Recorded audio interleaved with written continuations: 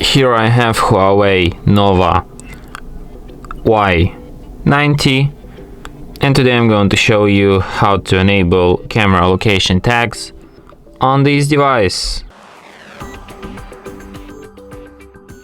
So firstly you have to open camera, then go to its settings by tapping on the gear icon, and here you can find location tag photos and videos with location information.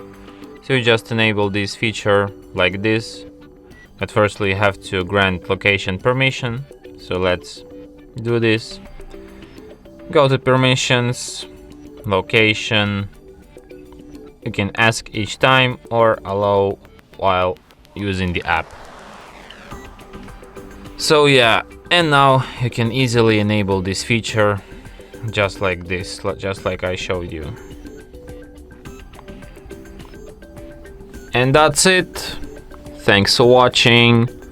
If you find this tutorial useful, don't forget to hit that like button and subscribe to our channel.